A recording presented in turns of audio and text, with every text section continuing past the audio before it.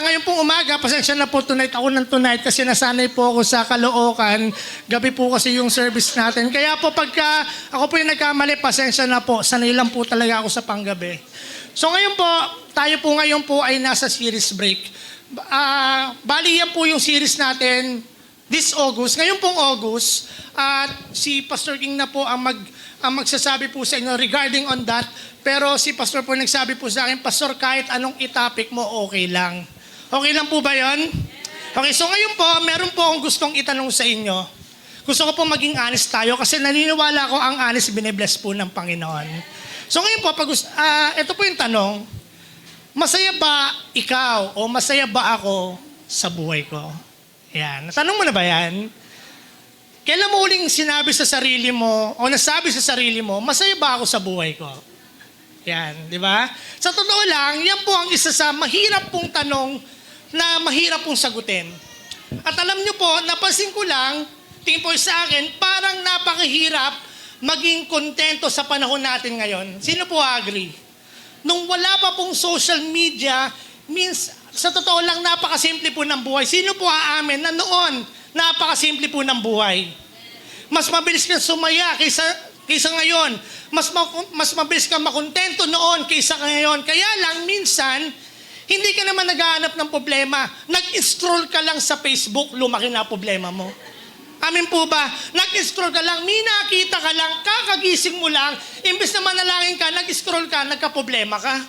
No, kung maiintindihan natin, nag-scroll ka lang, may nakita kang bagong kotse, may nakita kang nagnenegosyo, may nakita kang bagong bahay, may bagong cellphone, minsan naiisip mo, Pastor, bakit ganun ang buhay? At minsan mapapasabi ka, ganun ba talaga when poverty hits me?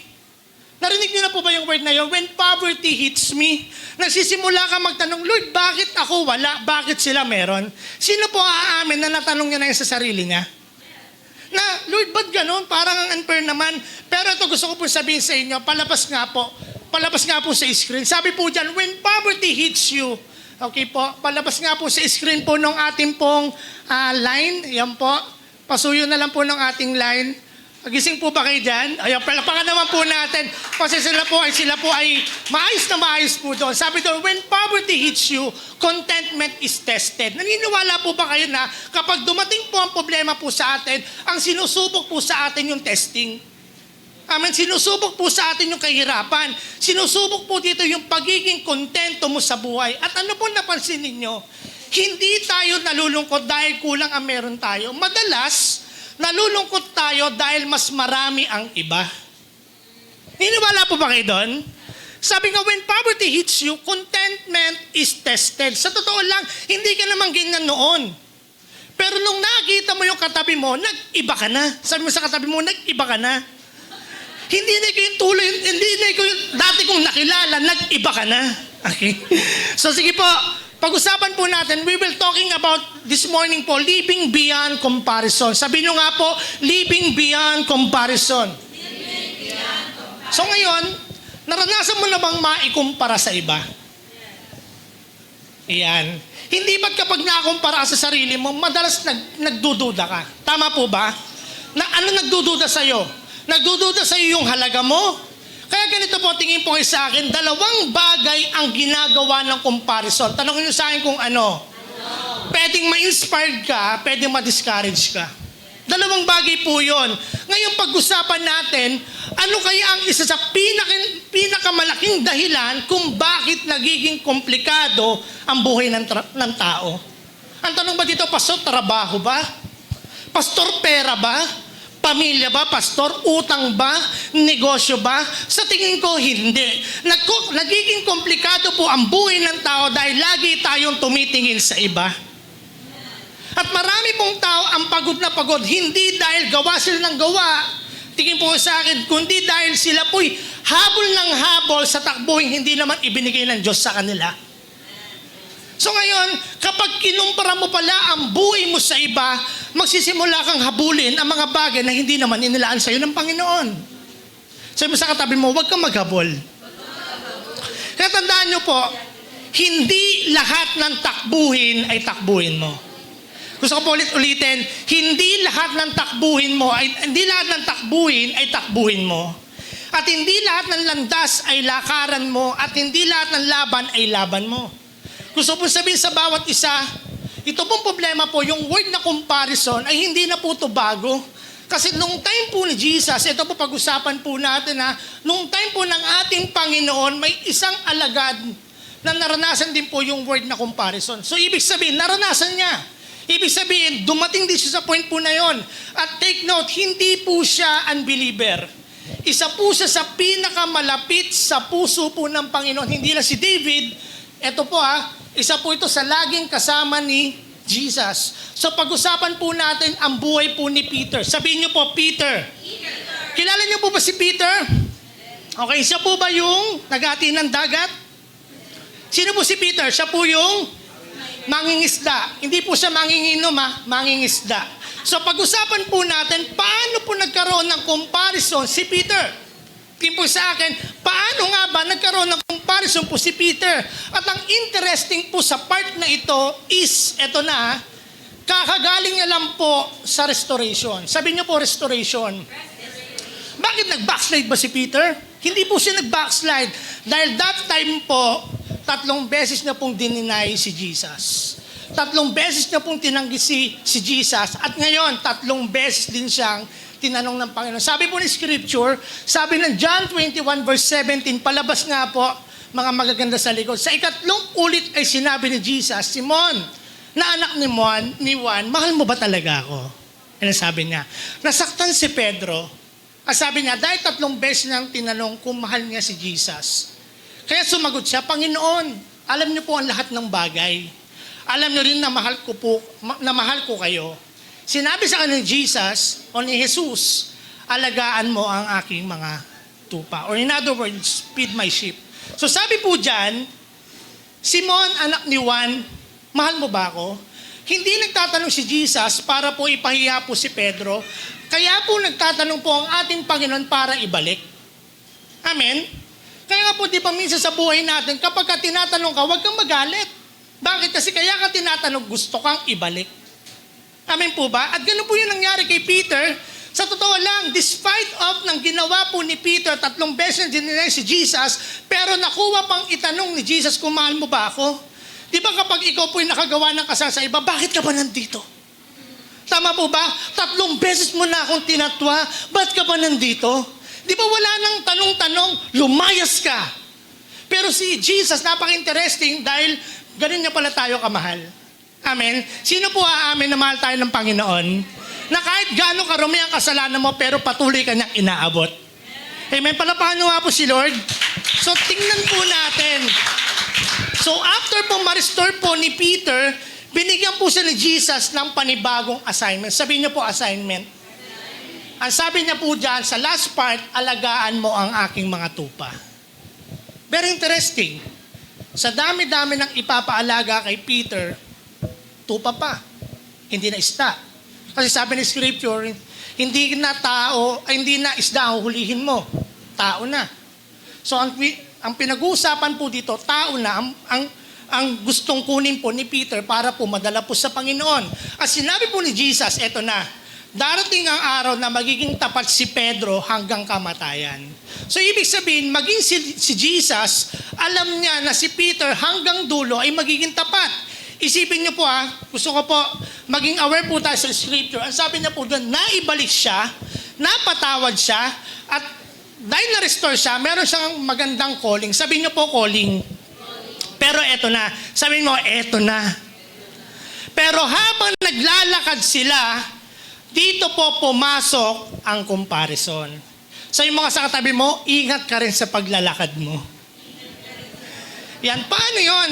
Sa totoo lang, si Peter po, hindi naman po siya nadapa. Okay? Hindi naman po nasugatan si Pedro, pero may isang maliit na bagay na ginawa po si Peter. Tanungin niyo po sa akin kung ano. Lumingon siya. Sabi mo, lumingon siya. At doon nagsimula po yung comparison. Pastor, tingin po sa akin, Pastor, masama bang lumingon sa kapwa? Hindi. Pero sabihin mo sa katabi mo, depende. Sabi mo sa katabi mo, depende. Dahil may mga paglikod sa kapwa na matututo ka at pangalawa, malulungkot ka. Amin po ba? Tumingin ka sa kapwa, panigurado magiging masaya ka, pero ang kabaliktaran nun, magiging malungkot ka.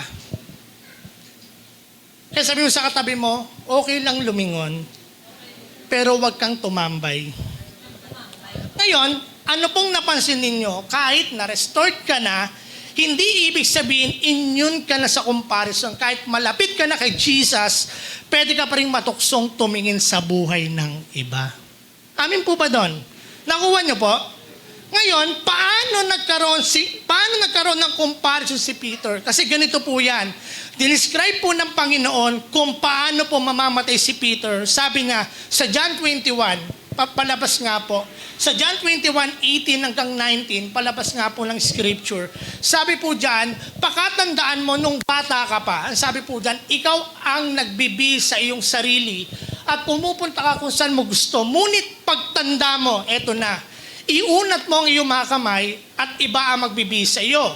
At dadaling ka kung saan hindi mo gusto. At sabi po ng verse 19, tingnan niyo po ito, palabas po, sinabi nga ito po upang ipahiwatig kung paano mamamatay sino? Si Pedro o si Peter. At kung paano nga luluwalhatiin ng Diyos. Pagkatapos, sinabi niya sa kanya ni Jesus, sumunod ka sa akin. At ngayon, paano po pumasok po? After niya kwinento, no? Kwinento po ni Jesus kay Peter kung paano siya mamamatay. Pero eto na po nangyari sa verse 20. Palabas nga po ng verse 20, ang sabi diyan, nang lumingon si Pedro.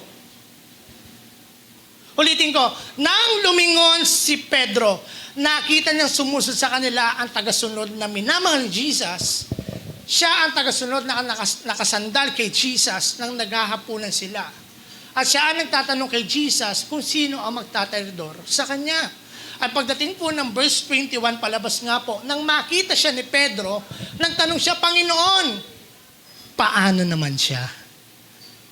Sumagot si Jesus, kung gusto ko po siyang mabuhay hanggang sa pagbalik ko, ano naman sa'yo? Sumunod ka lang sa akin. So ngayon po, ano po ang interesting sa part po nito? Church, napakagandang eksena, naglalakad pa lang sila eh. Kakausap pa lang ni Jesus kay Pedro, pero ang unang ginawa ni Peter, imbis na gawin yung pinapagawa ng Panginoon, nakuha niya pang lumingon sa iba. Ibig sabihin, ang comparison po, nagsisimula sa mga nakikita mo. Ibig sabihin, ang comparison, hindi nagsisimula sa puso, nagsisimula sa leeg. Lumingon lang sa katabi mo eh. Tama po ba? Gagamitin mo leeg. Sabi mo sa katabi mo, leeg ang tama. Leeg ang tama. Bakit leeg ang pinagana mo, hindi puso? Minsan hindi ka naman naghahanap ng problema. Sabi ko nga kanina, nag-scroll ka lang, ang laki na ng problema mo. Minsan ang dahilan kung bakit ka napapagastos, hindi dahil kailangan mo. Sa totoo lang, nakita mo lang. Tama po ba? Nakita mo may bago sa sapatos, nakita mo Nike, anong gagawin mo? Parang gusto ko rin nun. Tama po ba? Nakita mo, ganda naman damit ni pastor, parang gusto ko rin bumili nun. Ibig sabihin, walang problema po sa atin. Ang problema po yung mga nakikita po natin. So ngayon, ano pong interesting sa kwento na to na makakapulutan po natin ng aral? Number 1, excited na po kayo? Palapa po kay Lord. So number 1, don't run someone else's race. So don't run someone else's race. Ibig sabihin, wag mong takbuhin ang tinatakbo ng iba. Sabi po ng verse 20, balikan po natin, sabi po dyan, nang lumingon si Pedro. Mga kapatid, tinan nyo po ng maigi, dalawang salita lang nang lumingon si Pedro. Napakasimple, and yet malaking kahulugan po niyan. Kung titignan natin, habang nakatingin po si Peter kay Jesus, walang comparison eh. Tama? Okay siya. Walang inggit, walang reklamo, pero nung lumingon siya, nagbago ang focus niya. Amen? So ibig sabihin, hindi na si Jesus ang tinitingnan niya. Sa mo sa katabi mo, tao na. At gusto ko po sabihin sa bawat isa, kapag tumitingin ka sa tao, dalawa pwedeng mangyari. Tanongin niyo sa akin kung ano. Mabless ka o matisod ka. Andiyan ka pa? Dalawa, mabless ka o matisod ka. Kaya ang mata po dapat natin ay hindi po nakapix sa tao. dapat pala ang mata natin ay nakapix sa ating Panginoon. At gusto ko pong tandaan po ninyo, na nagsisimula po ang comparison kapag inalis natin ang ating tingin sa ating Panginoon. Kapag ang mata mo'y wala na po kay Kristo, lagi kang makakita ng mas mayaman, mas maganda, mas gwapo, mas matalino, mas success, mas maraming blessing. At kapag doon ka nakatingin, unti-unting nawawala ang contentment. Amen? At ganito rin po ang nangyayari sa buhay po ng ating po, mga Kristiyano. Hindi ka tinawag ng Diyos, tingin po sa akin, para tumakbo sa lakaran ng ibang tao. Amen? Tinawag ka niya para maging tapat sa lane na ibinigay niya sa iyo. Kaya sabi po ng Hebrews 12:1, sabi po dyan, sabi po sa last part, buong tiyaga tayong magpatuloy sa takbuing itinakda ng Diyos. Saan? Para sa atin. Hindi po sinabi dyan, lakaran mo yung takbuhin ng iba. Ang sabi po dyan, ang takbuhin tinakda o inilagay ng Diyos sa harapan mo. So meaning to say, tingin po sa akin, huwag kang makipagkompetensya sa hindi naman nakikipagkompetensya sa iyo. Amen? Bumili ng bagong TV ang kapitbahay mo. At dahil lumingon ka, at naisip mo, uy, may bagong TV. Han, parang kailangan na rin nating bumili. Tama po ba?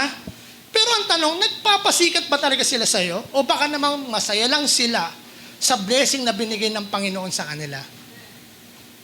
Tama po ba? Bumili sila ng automatic na washing. Grabe, automatic na washing. Pag nilagay mo, tuyo agad.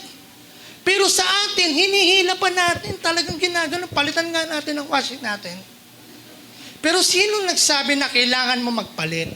At sino nagsabi sa iyo na kailangan mo makipagsabayan? Church, hindi lahat ng blessing ng iba ay assignment para sa iyo.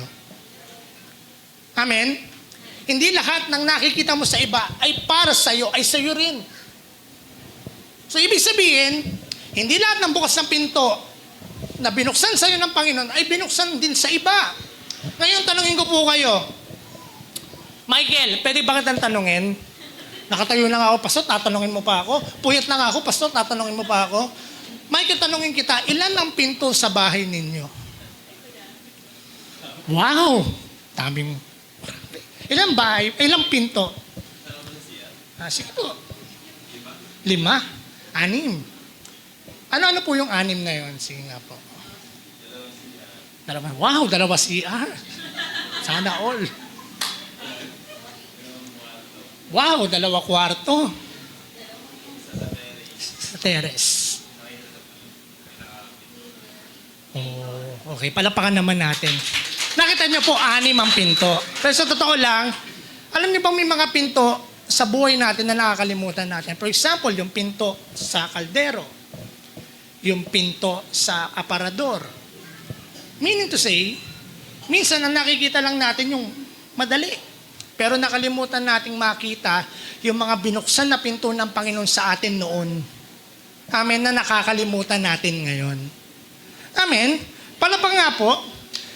So, ibig sabihin, masyado tayong tumitingin sa iba, pero nakalimutan natin tignan yung mga pagpapalang ibinigay sa atin ng Panginoon. Amen po ba? So, ibig sabihin, wag mong ubusin ang buhay mo sa pagtakbong na hindi naman ibinigay ng Panginoon sa iyo. So, ang sabi po diyan, don't waste your life running someone else's race, walking someone else's path, and fighting someone else's battle. Kapatid, yung battle nga, hindi mo battle. Pakilaman mo ang battle mo. Amen po ba? So, ano po makukuha natin diyan? Nakita natin yung number 1, no? Ano pa makukuha natin sa kwento? Pangalawa, sabi po diyan, comparison changes the question you ask God.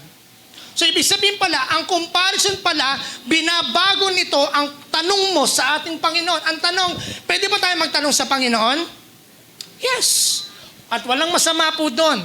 Pwede tayo magtanong sa Panginoon. Kaya lang, kung titignan natin, eto na, pagkatapos po ng lumingon, may lumabas po sa puso niya na isang tanong. At ang sabi niya, sa verse 21, ang sabi niya dyan, Panginoon, paano naman po siya?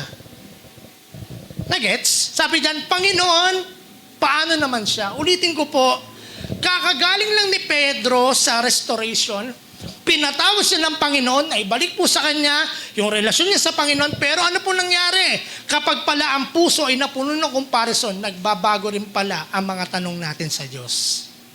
Amen? Sa dami-dami ng pwedeng itatanong ni Peter, yan pa ang tinanong niya. Church, yan po ang ginagawa ng comparison. Hindi lang nito binabago ang nararamdaman mo. Binabago nito ang mga tanong na itinatanong mo sa Panginoon. Ibig sabihin mo, Lord, anong gusto mo? Pero ano ang nagiging tanong mo? Lord, bakit siya? Lord, mas qualified ako dun Pero bakit siya nandun? Lord, bakit sila? Bakit hindi ako? Lord, bakit hindi ako ang pinili? Bakit siya ang pinili? Bakit hindi ako? Awit. At kapag paulit-ulit mong tinatanong ang mga bagay na hindi naman pinagkatiwala sa iyo ng Panginoon, eto na, unti-unti mong nakakalimutan ang pinagkakatiwala ng Diyos sa iyo. Parang ganito, masaya naman akong usher Pero bakit siya yung laging may mic? Dati thankful ka na may motor ka. Pero nung nakita mo yung kaibigan mo, wow! Grabe, may Fortuner! Biglang ayaw mo na sa motor. Dati ang prayer mo, Lord, magkaroon lang ako ng trabaho. Pero nakita mo yung kaibigan mo nasa Europe. Anong ginawa mo, Lord? Kahit foreigner na lang. Lord, kahit apam na lang, Lord. Bakit nagbabago po yung tanong po natin sa Panginoon? At kung minsan ganito, Lord, mas matagal naman ako dito Pero bakit siya ang na-promote? Lord, pabanjing-banjing lang yan Ako, Lord, 8 oras nakatayo ako, wala. Trabaho ng trabaho, pero bakit siya ang na-promote? Sa'yo mo sa katabi mo, hindi natin alam. Ang Diyos ang nakakaalam. Church, ganyan po ang ginagawa po ng comparison. Hindi lang nito binabago ang nararamdaman mo. Minsan, binabago po nito ang mga desisyon na ginagawa mo.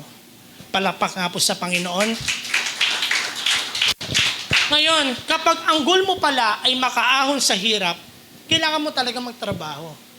Pero kapag ang comparison na nagdidikta sa'yo, puso mo, minsan, ang hinahanap mo shortcut. Kasi talaga sa buhay, darating talaga na kailangan mong pagsumikapan ang lahat. Wala pong instant na blessing. Kung mababasa niyo po sa Biblia, yung mga tao pong ginamit ng Panginoon, bago po sila nakarating ng Promised Land, yung mga Israelita po ng Promised Land, anong ginawa nila? Matagal na panahon po silang palakad-lakad sa wilderness. Ibig sabihin, ang blessing po ng Panginoon, minsan matagal. At minsan papakabayin ka na. Pero sa paghihintay, andon ang pagpapala ng Panginoon. Ngayon ang tanong, bakit hindi umaamin ang taong naiinggit? Tanungin niyo po sa akin kung bakit. Dahil nakakahiya. Tama? Pwede mo magsabihin pwede mo magsabihin, aamin ka na naiinggit ka. Wala pong magsasabi nun. Bakit? Kapag ka ganon, feeling mo maliit ka, kulang ka, hindi sapat na meron ka, kaya bihira mo po itong aminin. Kaya ang tanong, Pastor, gusto kong mas laliman mo pa, ano ba talaga ang inggit? Sabi po dyan, envy is being unhappy with someone else's happiness. So ibig sabihin, anong ibig sabihin yan? Masaya sila, pero ikaw malungkot. Uy, sabi mo sa katabi mo, hindi ikaw yon. Ibig sabihin, malungkot ka kapag nakikita mo yung kapatid umaangat sa buhay. Ang tanong po ba kapatid, sa buhay po nating mga Kristiyano, kapag nakikita mo ba yung kapatid mo na umaangat, natutuwa ka ba? O minsan kapag nakikita mong umaangat, hindi naman niya deserve. Bakit siya nandyan? Hindi niya naman deserve. Hindi tayo minawala sa'yo, kundi dahil may nadagdag sa kanila at ayaw mong may nadadagdag sa iba and yet sa'yo nakukulang. Kasi sabi po dito, envy is resenting someone else's success. Sabi po diyan. So ibig sabihin, hindi mo matanggap ang tagumpay nila. Kaya anong ginagawa mo? Nalulungkot ka. At ang pinakamasakit, sabi po diyan, envy is becoming ungrateful. Palabas nga po. Envy is becoming ungrateful for God's blessing in your own life because you are too focused on God's blessing in someone else's life. Ibig sabihin, sa madaling salita, ang inggit ay nalulungkot ka sa kabutihan ng Diyos sa iba at nakakalimutan mo magpasalamat sa kabutihan ng Diyos sa sarili mong buhay. Napakadelikado po nito. Dahil kapag hindi mo napapasin ang ginagawa ng Diyos sa buhay mo, delikado ka. Hindi ka na makakapagpasalamat at kapag nawalan ka ng pasasalamat, unti-unti ring nawawala ang saya ng pagiging kontento mo sa buhay. Kasi sabi po ni Pablo, sabi po ng Galatians chapter 6, verse 4, napakaganda. Suriin ng bawat isa ang sarili niyang gawa. Gawa niya o gawa mo? Gawa mo. So ibig sabihin, pansinin niyo po, hindi po sinabi ni Pablo, suriin mo ang gawa ng kapitbahay mo. I-inventory mo kung ilan ang rep nila, ilan yung kayamanan niya. Hindi niya po sinabi na ikumpara mo ang ministry mo sa iba. Tama? Hindi niya sinabi na tignan mo kung mas lamang ka sa kanya. Ang sabi niya, suriin mo ang sarili mong gawa. Bakit? Dahil sa huli, tanongin niyo sa akin kung bakit. Dahil sa huli po, hindi ka tatanungin ng Diyos ano ang ginawa ng kapitbahay. Ang tatanong sa iyo ng Panginoon, ano ang ginawa mo sa pinagkatiwala ko sa iyo. It's a matter of perspective, mga kapatid. Yung perspective, yung goal, yung objective natin dito sa buhay. Ang tanong, the question is the very question na kailangan natin sagutin, nalalakaran ba natin? O we are too busy sa ibang tao and yet nakalimutan natin na may pinapagawa pala ang Panginoon sa atin. Alam niyo po, maraming Kristiyano ang bumabagsak sa sarili nilang assignment. Hindi dahil mahirap ang assignment, kundi dahil mas abala silang tignan ang assignment ng iba. Amen? At gusto ko po sabihin ito, kapag lagi mong binabantayan ang buhay ng iba, hindi mo namamalayan na papabayaan mo na ang buhay na pinagkatiwala sa iyo ng Panginoon. Amen? Tatandaan niyo po, ang comparison ay magnanakaw. Sabihin niyo nga po, magnanakaw. Ang tanong, ano ninanakaw sa iyo? Number 1, ninanakaw sa iyo kapayapaan mo. Kahapon masaya ka eh. Pero ngayon, wala pang Biyernes Santo, malungkot mukha mo. Pastor, bakit ganun ang unfair ng buhay? Pangalawa, ano ninanakaw sa iyo? Ang pasasalamat mo sa Panginoon. Dati napaka-grateful mo sa buhay mo, napapapost ka pa, ang grateful ko sa Panginoon. Pero ngayon sasabihin mo, Lord, bakit ang unfair mo? Nagbabago. Ninanakaw po nito yung kagalakan mo at higit sa lahat, ninanakaw nito yung focus mo. Ang ganda ng pagsiserve mo kay Lord. Pero nung pumasok sa iyo yung comparison, parang nanlata ka na. Kasi sa katabi mo, hindi ikaw yun ha. Tandaan mo po ito. Kung meron man sila na wala ka, meron ka ring wala sila. Amen? Maganda nga ang bahay nila. Tingin po sa akin, maganda nga ang bahay nila, pero hindi mo nakikita ang nangyayari sa loob. Tama po ba? Maganda nga ang bahay nila, pero araw-araw naman sila nag-aaway. Pero ikaw, maliit ang bahay mo, pero punong-puno naman ng pagmamahalan. At sa mata ng Diyos, ayun po yung malaking pagpapala. Hindi tumitingin ng Diyos sa laki. Ang tinitingnan ng Diyos kung ina-apply mo ba talaga yung natutunan mo, ina-apply mo ba talaga yung salita ng Panginoon sa puso mo. At yun po ang malaking pagpapala. So, pangalawa, nakita natin yung tanong ng ating Panginoon. Nakita natin, Lord, paano naman siya? Tumingin siya sa iba, ang tinanong niya yung iba.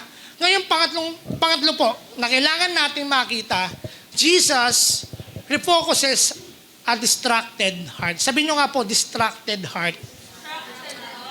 Ngayon, balikan po natin yung kwento. After po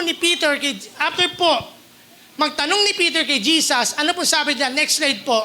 Ang sabi niya dyan, Panginoon, balikan lang natin, paano naman po siya? Hindi niya po pinaliwanag, hindi po pinaliwanag ni Jesus kung ano po mangyayari po kanino, kay John. Pero pagdating po ng verse 22, palabas nga po ng verse 22, ito po ang nangyari. Sumagot si Jesus, kung gusto ko siyang mabuhay hanggang sa pagbalik ko, eto na, ano naman sa'yo? Diba? Sumunod ka lang sa akin. Sabi mo nga sa katabi mo, ano naman sa'yo? Alam niyo po yun? Naranasan niyo na po ba yan? Yung nagtatanong ka lang, pero napasama ka pa. Tama po ba? Kung si Peter po, tingin po sa akin, ay typical po na Pinoy, feeling ko pagkatapos pong sabihin ni Jesus, ang ano naman sa'yo, baka sumagot siya ng Lord, concern lang naman ako eh. Pero ang totoo, hindi concern ang tawag doon, comparison ang tawag doon. Sa context po ni Jesus, hindi po yan pampabastos ni Jesus. Ang tawag po dyan, loving correction. Sabihin nyo nga po, rebuke na may pagmamahal. So ibig sabihin, ang inaalala po ni Jesus, hindi yung iba. Ang inaalala ni Jesus, ikaw Peter. Bakit ganon? Dahil si Jesus may utos doon at si Jesus may utos kanino? Kay Peter. At yun ang hindi niya maintindihan. So ibig sabihin, yan po ang ginagawa ni Jesus. Ibig sabihin, tinanong ni Peter at tinanong ni Jesus, anong pakialam mo doon? Sumunod ka sa akin. So, ang lagi po sinasabi ng ating Panginoon, sumunod ka lang. Kasi sabi po dyan, next slide po, Jesus doesn't call us to compare. He calls us to follow. Ano po sabi dyan? Tinawag tayo ng Panginoon, hindi para ikumpara ang sarili mo. Tinawag ka ng Panginoon para po sumunod. Amen? Amen po ba? So, ibig sabihin, napansin po ba ninyo, hindi sinabi ng Panginoon, Peter, ikumpara mo ang sarili mo kay John. Walang sinabing ganon. Hindi niya sinabi, Peter, pakita mo kung sino ka. Boy, pakita mo. Hindi niya sinabi, Peter, higitan mo si John. Wala siyang sinabing ganon. Ang sinabi po na nakakatuwa, ang sinabi niya doon, ikaw ay sumunod sa akin. Napakalalim nun. Bakit po? Dahil ang tunay na buhay na Kristiyano, hindi paligsahan, ito ay pagsunod. Hindi kompetisyon, ito ay relasyon. Hindi pagalingan, ito ay katapatan. Pakinggan niyo po yung sinabi ni Pablo. Sa unang Korinto chapter 7 verse 17, ang sabi po dyan, ang bawat isa sa inyo ay dapat mamuhay ayon sa kalagayan na ibinigay ng Panginoon sa kanya. Ibig sabihin, yung binigay ng sayo ng Panginoon, dapat mamuhay ka doon. Amen? Hindi po sinabi dito na huwag kang mangarap. Hindi ibig sabihin na bawal kang umasenso. Ang ibig sabihin lang, maging tapat ka muna kung saan ka inilagay ng Diyos habang hinihintay mo ang susunod niyang hakbang para sa'yo. Tama po ba? Hindi porket in love siya, in love ka na rin. Tama po ba? Hindi porket nagsusong lead siya, magsusong lead ka na rin. Sabi mo sa katabi mo, ilagay mo naman sa lugar. Church, may kaibigan kang nasa abroad. Eto na. Sino po dito may kaibigan sa abroad? Taas po kamay. Yan. Ikaw nandito ka. Siya, nasa Amerika o nasa Pilipinas. Ang tanong, mas mahal ba siya ng Diyos? Mas mahal ba siya ni Lord? Hindi. Magkaiba lang kayo ng assignment. Tama?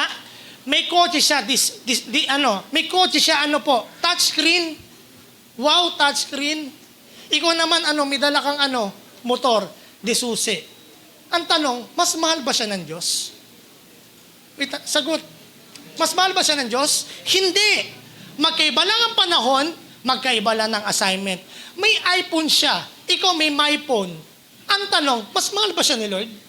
Hindi. Magkaiba lang talaga. Ikaw maputi, ako maitim. Mas mahal ka ba ni Lord?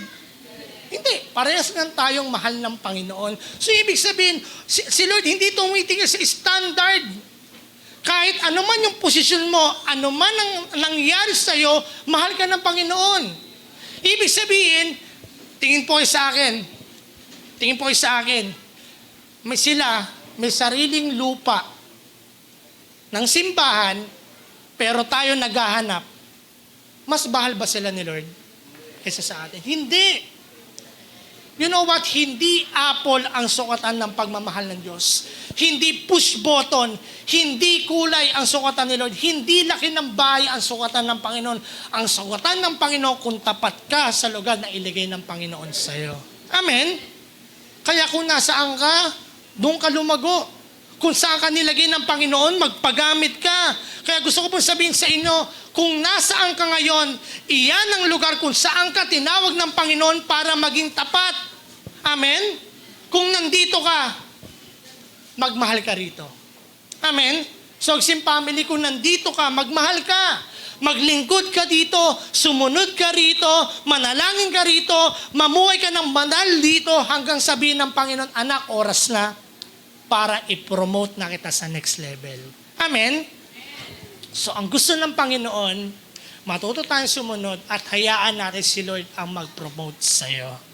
Palakpak nga po sa Panginoon dahil ang totoo, sabi po dyan, hindi lahat ng laban ay laban mo. Gusto kong sabihin sa'yo, yung laban ng katabi mo, hindi mo laban yan. May ministry yan, pero ikaw may ministry sa Panginoon, may relasyon sa Panginoon yan, kaya ikaw meron ka rin relasyon sa Panginoon. And what I'm trying to say is, hindi lahat ng laban mo ay laban mo. Hindi lahat ng laban niya ay laban mo. Ngayon, kasi nakakalungkot, may mga taong lahat pinapatulan. Tama po ba? Lahat na lang pinapatulan. Tama po ba? Porkit may mas mabilis, anong gagawin mo? Mas mabilis ako sa'yo! Vroom, vroom, vroom, vroom!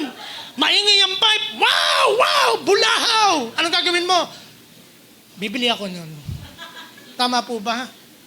Nag-post sa Facebook, wow, ang ganda ng post mo, pero tatapatan kita. Post ka rin. Hindi lahat pinapatulan, hindi lahat kinokomentanan, hindi lahat sinasagot, at higit sa lahat, hindi lahat kailangang awayin. Tatandaan niyo po, hindi lahat ng laban ay pinaglalaban. Alam niyo po, ang pinakamagandang laban na gusto mong ipanalo ka ng Panginoon, manahimik ka. Kasi sabi ng Panginoon po, the battle is mine, says the Lord. Si Lord ang lalaban para sa'yo. Minsan, mas gusto nating lumabas sa sarili natin, pero gusto kong sabihin sa'yo, may mga laban na kailangan mong ipaubaya sa Diyos. May mga laban na si Lord lang ang nakakaalam at hindi mo alam. Amen? Amen po ba? Malakas nga po na palakpak sa Panginoon. Biruin niyo po. Biruin niyo po. Kilala niyo po si Goliath? Di ba po ang tawag dito, ang pumatay po kay Goliath ay si Peter? Sino pa? Si David. Tingnan niyo, alam niyo? Bakit si David? Sa dami-dami ng pwedeng ipalaban kay Goliath ay si David pa.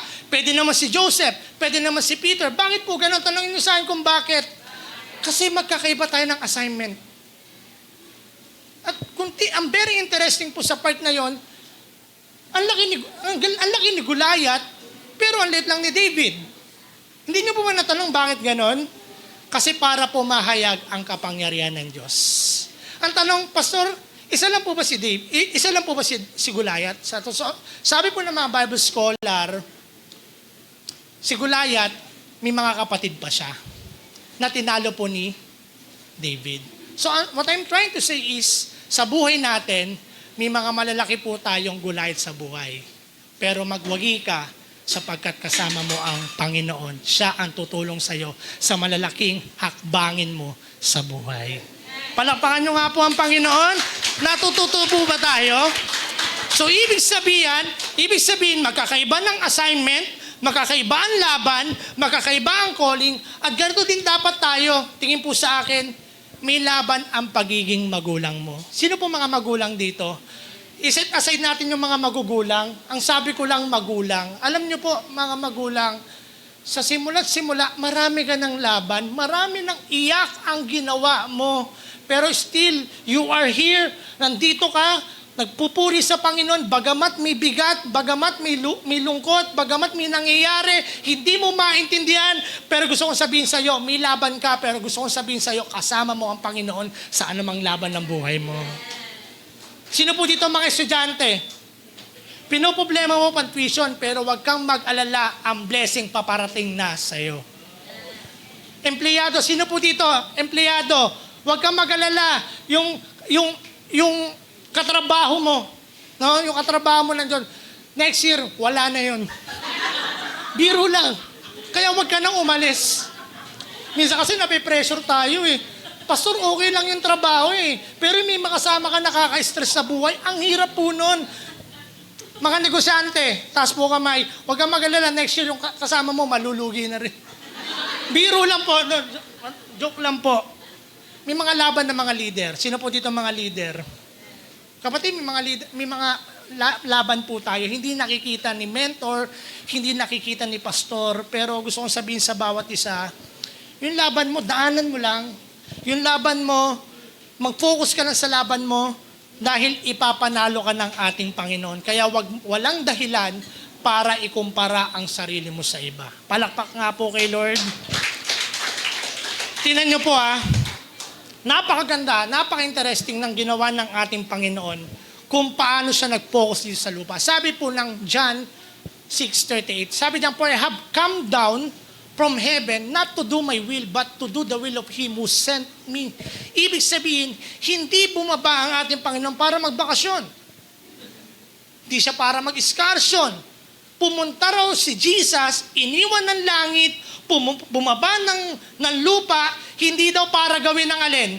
Gusto niya, kundi gawin ang nagsugo sa Kanya. Kung ano yung will na nagsugo sa Kanya. So ibig sabihin, mas mahalaga sa Diyos ang misyon kaysa sa ibang bagay. So ibig sabihin, si Jesus, abalang magligtas, si Jesus po'y naparito para hindi makipagkarera po sa buhay. Hindi po siya nandito para patunayan na siya ang pinakadakila. Bagamat siya po'y hari ng lahat, anong ginawa ni Jesus? Nagpakumbaba. Amen? Hari na, nagpakumbaba pa. Tama po ba? Nagkatawang tao, namuhay ng walang kasalanan, ipinago sa krus dahil sa ating kasalanan, inilibing at muling nabuhay. At ngayon, anong paanya niya? Anong invitation niya po dito? Ang sabi niya, hindi para ikumpara ang sarili mo, ang sabi niya, sumunod ka sa akin. Alam niyo po, ibig sabihin lang mga kapatid, hindi mo misyon ang tignan ang buhay ng iba. Ang misyon mo ay gawin ang pinapagawa ng Panginoon sa iyo. Amen? Sabi po dyan, peace begins when you stop asking why them and start obeying, follow me. Amen? So in other words, napakahalaga pala kay Lord ng pagsunod. Napakahalaga kay Jesus ng pagsunod. I don't know kung ano yung mga pinagdadaanan natin. Pero ito po ang nakita ko po sa last part. May natutunan. Pangapat po, following Jesus requires a surrendered heart. Napakahalaga po sa Panginoon ng pagsunod. Sobrang halaga sa Panginoon ng pagsunod. Kasi kung babalikan natin yung scripture sa John 21:22, sumunod ka lang sa akin. Napakasimple na kanyang sinabi, sumunod ka lang sa akin, at isa pong sangkap para mawala po ang comparison ay pagsunod sa ating Panginoon. Now, eto na. Pagkatapos sabihin ni Jesus, ikaw ay sumunod sa akin, hindi na mahalaga kung ano mangyayari kay John, ang mahalaga na ngayon kung anong gagawin ni Pedro sa utos po ni Jesus. Ang tanong, sumunod ba si Peter? Sumunod ba si Peter? Yes. Si Pedro po ay sumunod. At alam niyo po kung ano po nangyari? Ang dating alagad na nagtatanong, laging nakatingin sa iba, naging alagad na ginamit ng Diyos upang maging magdala ng gospel or makapag-share ng word of God. Alam niyo po ba? Libong-libong tao po ang tumanggap kay Jesus sa pamagitan po ni Peter. Bakit po? Sa simpleng pagsunod. Amen? Kung babasahin niyo po yung Book of Acts, hindi na po siya yung dating Pedro na laging nagtatanong. Hindi na siya yung Pedro na laging naghahambing. Siya na ngayon ang matapang na nangangaral ng Ebanghelyo. Sa Acts 2, kung mababasa niyo po yun, nangaral siya tungkol sa Panginoon at sa isang araw, humigit po kulang 3,000 po ang tumugon sa Ebanghelyo. Ibig sabihin, 3,000 po ang naligtas. At ano pong nagbago? Nagbago ba yung kanyang personalidad? Nagbago ba ang kanyang pinanggalingan? Yung kanyang kakayanan? Ano pong nagbago sa kanya? Walang nagbago sa appearance niya. Ang nagbago po sa kanya ay sumunod siya sa ating Panginoon. Church, kapag tunay mo sinunod ang Panginoon, hindi lang buhay ang mababago mo, pati buhay ng iba mababago ng dahil sa iyo. Amen? Kaya gusto ko po kayong tanungin, kapag natapos ang buhay mo, kapag ginuha ka na ng ating Panginoon, ano ang maiiwan? Tama? Mas malaking bahay, mas magandang sasakyan, mas malaking negosyo, mas maraming pera. Wala pong masama sa mga yun, pero tandaan mo, hindi yan ang sukatan ng isang matagumpay na buhay sa mata ng Panginoon. Ang tanong ng langit ang tanong ba ng langit ay ganito, gaano karami ang naipon mo? Ang tanong niya, ilang tao ang naakay mo palapit kay Kristo? Kapatid, darating ang araw, mawawala ang pera, mawawala ang titulo, mawawala ang negosyo, mawawala ang bahay, mawawala ang sasakyan, mawawala ang cellphone, mawawala ang medalya, at higit sa lahat, mawawala ang palakpak ng tao sa iyo.